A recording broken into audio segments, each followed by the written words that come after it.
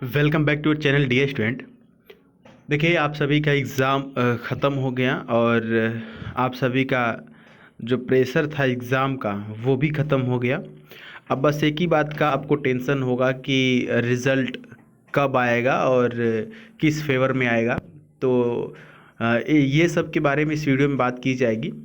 देखिए, जैसा कि आपको पता होना चाहिए कि आपका जो रिज़ल्ट है हमारे हिसाब से इस महीने के आखिरी सप्ताह में आएगा।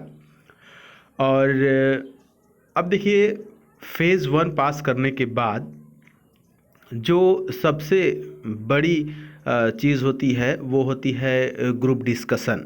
यानी कि फेज़ सेकंड में जो आपको सबसे बड़ी चीज़ फेस करनी होती है वो होता है ग्रुप डिस्कशन। ग्रुप डिस्कशन को शॉर्ट फॉर्म में जीडी भी कहते हैं।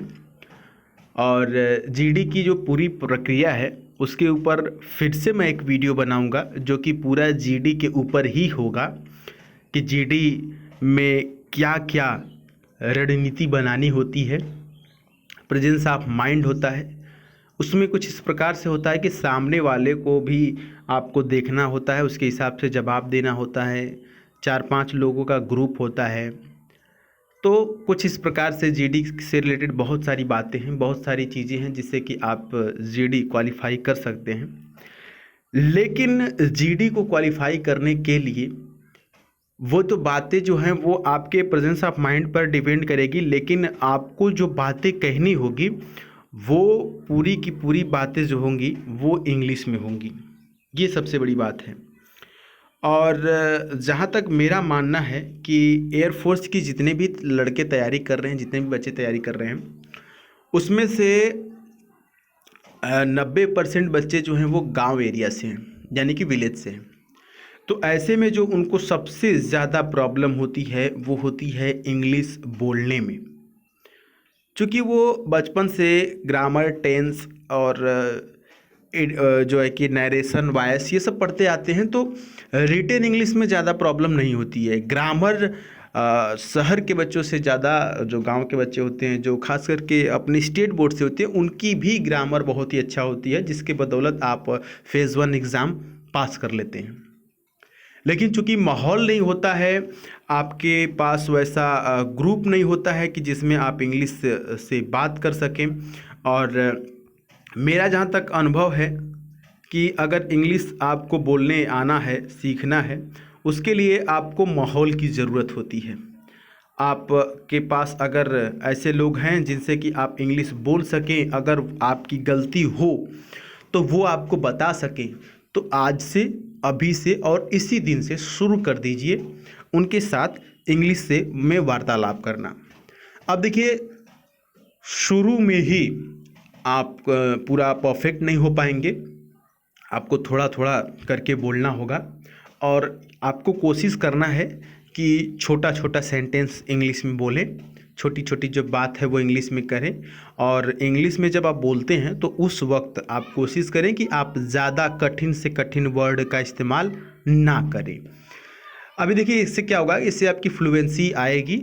और जो इस वीडियो बनाने का मेरा मकसद रहा है वो ये है कि आज से, अभी से आप कोई जो छोटे बच्चों की बुक होती है ना, ध्यान से सुनिएगा मेरी इस बात को, जो क्लास 1 to 5 के बच्चों की बुक होती है उसमें आप देखते होंगे कि स्टोरी वगैरह दिया होता है बड़ा बड़ा चित्र बना करके, ठीक है।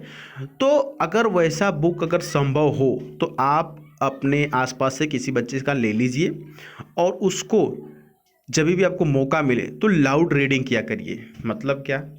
मतलब कि आप उसको तेजी तेजी से पढ़ा करिए। जैसे छोटे छोटे बच्चों की किताब होती है, उसमें लिखा होता है once upon a time there was a king, the king was miser. इस प्रकार से कहानियाँ होती हैं छोटी छोटी। तो देखिए, इसको पढ़ने से आपको लाभ क्या होगा? इसको पढ़ने से एक तो होगा आप लाउड रीडिंग करेंगे, तेज पढ़ेंगे, इसको बच्चों की तरह पढ़ेंगे, तो क्या होगा कि आपकी जो जो टंग है ना, जीभ है ना, वो क्या है कि इंग्लिश बोली नहीं है, तो उसको इंग्लिश बोलने की आदत पड़ेगी। तो अभी कुछ दिन बाद जब आपका रिजल्ट आएगा, उसके बाद जीडी होगा, तो उसमें आपको इससे बड़ी हेल्प मिलेगी। और अभी पर्याप्त समय है, आप इस आदत को बदल सकते हैं। अपनी जो हिंदी बोलने वाली आदत है उसको आप इंग्लिश बोलने वाली आदत में बदल सकते हैं, क्योंकि अगर आपको बोलने की आदत हो जाएगी तो डेफिनेटली आपसे वो चीज़ हो पाएगा। तो आपको करना क्या है, उसकी लाउड रीडिंग करना है। अगर वो भी आपके पास कोई बच्चे की किताब नहीं है तो आपके पास 10th की और 11th की या 12th की इंग्लिश की बुक होगी, उसमें भी कुछ स्टोरियाँ थी, तो उस स्टोरियों को आप पढ़िए। ठीक है, उसको पढ़ेंगे तो होगा। और एक चीज़, दूसरी चीज़ ये, एक राज्यसभा न्यूज़ आता है, आप यूट्यूब में देखेंगे तो राज्यसभा यूट्यूब चैनल है, तो उसमें अगर आप उस चैनल से अगर देखते हैं बुलेटिन, मतलब इंग्लिश में जो न्यूज़ आता है, तो वो लोग काफ़ी इजीली समझाते हैं और आपको वो चीज़ बिल्कुल समझ में आ जाएगा। या इंग्लिश में कोई पॉडकास्ट है तो उसको सुनिए। मतलब मेरा कहने का मतलब ये है कि आज से आप इंग्लिश पढ़ना, मतलब बोलना, मतलब पढ़ पढ़ के बोलना, जैसे मैंने बताया लाउड रीडिंग करना, एक चीज़ शुरू कर देना है। दूसरी चीज़ कि इंग्लिश का वीडियो आप आधा घंटा 1 घंटा सुनेंगे। और इंग्लिश की मतलब जो वो स्पीच है वो सुनने का मेरा मतलब ये नहीं है कि आप डोनाल्ड ट्रंप की आवाज़ सुने, कुछ समझ में नहीं आएगा। आपको नॉर्मली सुनना है। नॉर्मली सुनने के लिए मैंने बताया, न्यूज़ से आप सुन सकते हैं, क्योंकि जो गवर्नमेंट का न्यूज़ होता है वो बड़े आराम से बोलते हैं, विविध भारती टाइप के, तो उस टाइप के आप राज्यसभा से सुन सकते हैं। ये 2 चीज़ हो गया, लाउड रीडिंग और इसको सुनना। और तीसरी चीज़ जो मैंने बताया, तीसरी बात जो मैंने बताया वो ये है कि आप बोलना शुरू करेंगे। चौथी बात देखिए ये है कि शुरू शुरू में आपको कुछ बोलने आता नहीं है, पहली बात। दूसरी बात यह है कि आपके जो आसपास के माहौल हैं वो भी आपके साथ कोलैबोरेट नहीं करेंगे, वो आपके साथ नहीं चाहेंगे कि आप सीखें, आपसे बोलेंगे नहीं। अगर आप उनके सामने बोलते हैं तो मज़ा लेंगे, इस टाइप के बहुत से लोग होते हैं। तो करना क्या है कि आप ध्यानपूर्वक मेरी उस बात को सुनिएगा। आप अपने आवाज़ को इंग्लिश में बोल करके अपने फ़ोन में रिकॉर्ड करेंगे, कुछ भी अपने बारे में, कि माई नेम इज़ फलाना और I am preparing for this and ये सब जो चीज़ें होती हैं आप बोलेंगे और उसको फिर सुनेंगे। उसके बाद जब आप खुद की आवाज़ रिकॉर्ड करके सुनेंगे तो आपको जो गलतियाँ होंगी वो आपको खुद को पता चलेगा कि नहीं मैं यहाँ पे गलत बोल रहा हूँ। तो कुछ इस जो मैंने 4-5 चीज़ें आपको बताई, और एक चीज़, अगर आपके घर में बड़ा सा मिरर है तो मिरर के सामने भी, 5वीं बात यह है कि मिरर के सामने भी आप मौका देखते ही उसके सामने आपको इस मतलब ऐसे खड़ा होना है जैसे महेंद्र सिंह धोनी का जब इंटरव्यू होता है तो वो खड़े होते हैं, मतलब कि एकदम बढ़िया से स्टेट, और उसके बाद कॉन्फिडेंट होके। और देखिए खिलाड़ी जो होते हैं मैक्सिमम अपने कमर पे हाथ रख के खड़ा होते हैं, आप देखिएगा ध्यान से। लेकिन आपको ये नहीं करना है, आपके दोनों हाथ आपके आगे होंगे, ठीक है, मतलब कि बॉडी लैंग्वेज का भरपूर इस्तेमाल करना है।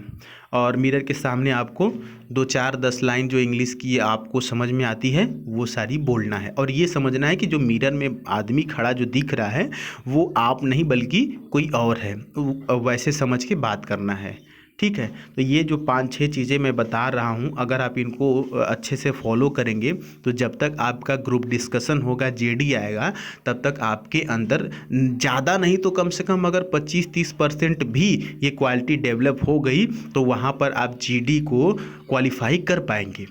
क्योंकि जो बच्चे आपके सामने आएंगे और आपके जो ग्रुप में आएंगे वो बच्चे ऐसा नहीं है कि वो बहुत इंग्लैंड से सीख के आए हैं, नहीं, वो भी आपके साथ ही रहने वाले हैं, आपके पास पड़ोस के गांव, ज़िले के और स्टेट के ही बच्चे हैं। तो अगर उनसे अगर आप 20-25% अच्छा बन के जाएंगे तो डेफिनेटली आप वहाँ पर वो चीज़ क्वालिफाई कर पाएंगे, और इससे आपको आपकी जॉब मिलेगी और हमें बहुत ही खुशी मिलेगी। तो बाकी जो चीज़ें हैं ये तो मैं आपको इसलिए बता रहा हूँ, 5 चीज़ें मैंने 5 पॉइंट इसलिए बताया कि आप बोलने लायक हो जाएं, आप बोलने के आदी हो जाएं। अब मैं जब अगली वीडियो बताऊँगा, जब मैं जीडी के बारे में बताऊँगा कि जीडी में किन छोटी छोटी बातों का ध्यान रखना होता है जिससे कि सामने वाले को आप डिफीट कर सकते हैं और किसी को पता भी नहीं चलेगा कि आप उसको डिफीट कर पा रहे हैं। तो कुछ इस प्रकार से देखिए, जीडी में मेरा काफ़ी अनुभव रहा है, कई बार मुझे गोल्ड मेडल्स भी मिले हैं, आप इंस्टाग्राम पर देख सकते हैं, मेरे फ़ोटोज़ वहाँ पर हैं। तो बहुत सारा अनुभव है, ग्रुप डिस्कशन में बहुत ही इजीली होता है अगर आप थोड़ा सा टेक्निक समझ लेंगे तो। लेकिन फ़िलहाल में मैं जो आपसे कह रहा हूँ, आप कम से कम 1 आध हफ्ता इस चीज़ का प्रैक्टिस भरपूर कीजिए, न्यूज़पेपर रीडिंग और उसको इंग्लिश का स्पीच सुनना, खुद से बातें करना, खुद का आवाज़ रिकॉर्ड करके सुनना, मिरर के सामने बोलना, लाउड रीडिंग करना, ये सारी चीज़ें आज से अभी से आप इसको शुरू कर दीजिए। बीच में आप देख सकते हैं कि बहुत से त्यौहार हैं, त्यौहार मीन्स जैसे दीपावली आ गया, उसके बाद ये छठ होगा, तो त्यौहार हैं। तो ऐसे में आपको करना क्या है कि आपको पूरा उसमें मतलब व्यस्त नहीं हो जाना है। आपको अगर आपका बढ़िया स्कोर रहा, अगर आप इस बार क्वालिफाई कर जा रहे हैं, तो देखिए बहुत से बच्चे क्या होता है ना कि फेज़ 1 क्वालिफाई करके जीडी में छट जाते हैं, तो उनको बहुत तकलीफ होता है। फिर जब नेक्स्ट ईयर आता है तो उनका फेज़ 1 ही क्वालिफाई नहीं होता है।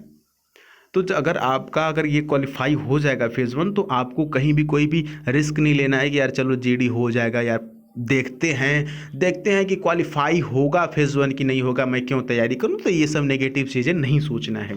अगर बाय द वे भगवान न करे आपका अगर नहीं भी क्वालिफाई होता है, तो ये सब सारी चीज़ें अगर आप जानते रहेंगे तो आपके पर्सनालिटी के ऊपर ये सूट करेगा, क्योंकि आपको ऑफिसर बनना है, आज नहीं तो कल बनना है, डेफिनेटली बनना है। तो ये सारी चीज़ों की जो प्रैक्टिस मैंने बताई वो आप अभी से इसी वक्त से आप शुरू कर दीजिए।